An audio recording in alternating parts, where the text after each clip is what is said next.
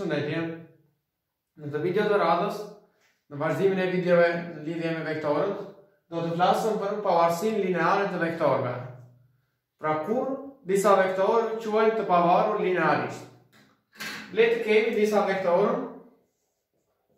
A1, A2, A3, presin, A në vektor 3-dimensional, supozojmë nga V3.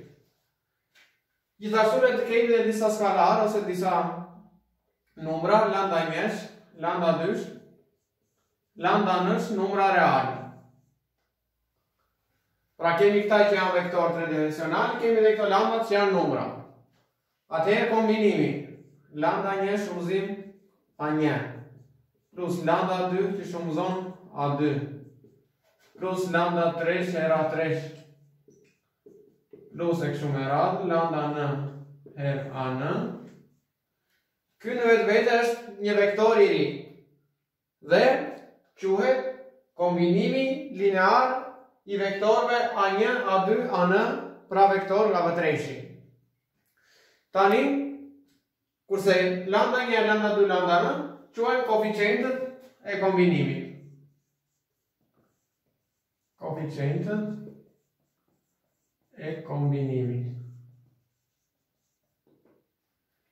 Do të marrëm për kufizimet në lidhje me varësinë dhe pavarësinë lineare të vektorëve. Për kufizimi i parë.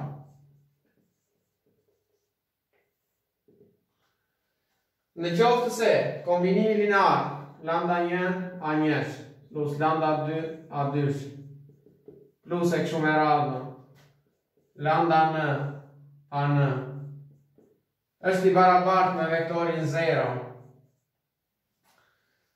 vetëm kur lambda 1 është i barabartë me lambda 2 është i barabartë me të gjithë lambda n barabartë me 0, vetëm në rastin kur kombinimi linear bëhet 0 për gjithë skalarët 0, themi se këta vektorë, pra vektorët A1, A2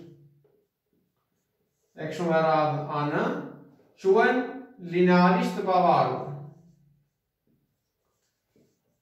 Linearisht të pavarur. Dhe shkurtimisht i shkruajmë LPV. Pra në momentin që ky kombinim linear bëhet 0, vetëm të landat, kur të gjithë landat jenë barabartë me 0, themi se vektorët janë të pavarur linearisht. Dhe janë asjellta për kufizimi 2, në qoftë se lambda 1 A1 plus lambda 2 A2 plus e kështu me radhë lambda n AN baras me vektor 0 për ndonjëherën prej lambdave të ndryshme nga 0, pra nuk është e thënë që të jenë të gjitha të ndryshme nga 0, por mjafton që njëra të jetë ndryshme nga 0, themi se këta vektorët, pra për lambda i të ndryshme nga 0, nëse do njëra për tyre është pra ndryshme nga 0, themi se vektorët janë linearisht të varur.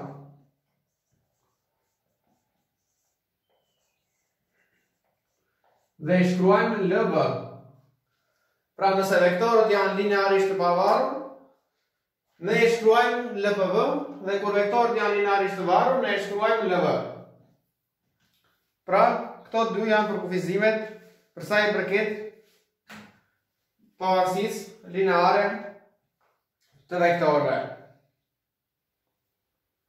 Tani do të shohim disa teorema që kanë të bëjnë me varësinë dhe pavarësinë lineare të vektorëve.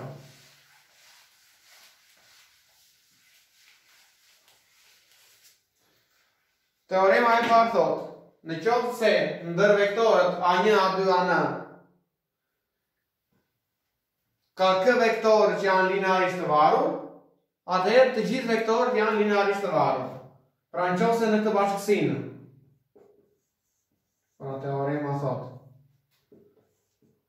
A1, A2, AN kemi bashkësinë me n vektorë. Tani brenda kësaj bashkësisë me n vektorë, nëse ne gjejmë një bashkësi me k vektor, pra me më pak vektor, që janë linearisht të varur, atëherë rrihet që dhe bashkësia e madhe janë të gjithë pra vektorët nga A1, A2, AN-ja, janë të gjithë linearisht të varur. Një rrjedhim tjetër kemi që nëse në bashkësinë A1, A2, A9 bën pjesë dhe vektori 0. Vektori 0 ka komponentët 0, 0, 0, pra në V3. Atëherë kjo bashkësi është linearisht e varur. Pse linearisht e varur? Sepse tek përkufizimi, nëse një nga vektorët është 0, kjo konstantja mund të jetë dhe e ndryshme nga 0.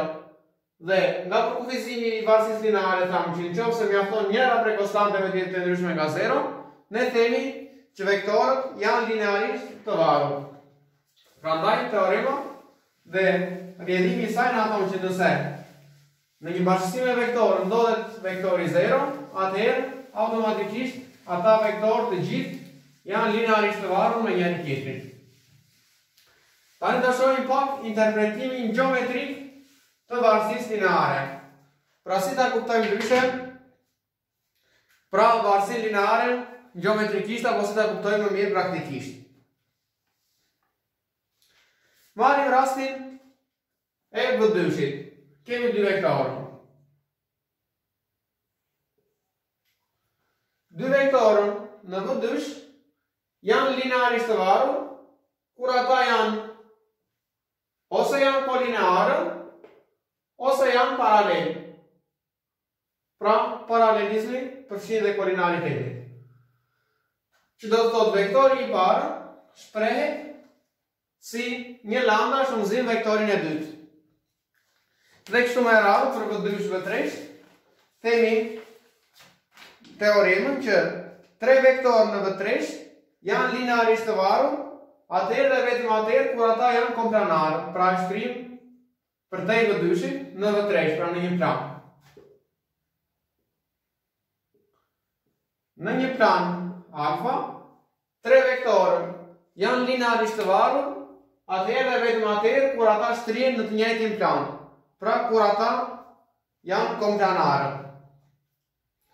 Dhe janë linearisht të pavarur nëse ata nuk ndodhen në një plan, por ata mund të formojnë një trup, pra nëse janë tre vektorë që mund të formojnë një paralelipiped apo në varësi të rastit, siç mund të jetë një rast i tillë, kur mund të formojnë një kub apo diçka e tillë. Në këtë moment themi se këta tre vektorë janë linearisht të pavarur sepse nuk janë komplanarë, pra nuk ndodhen në të njëjtin plan.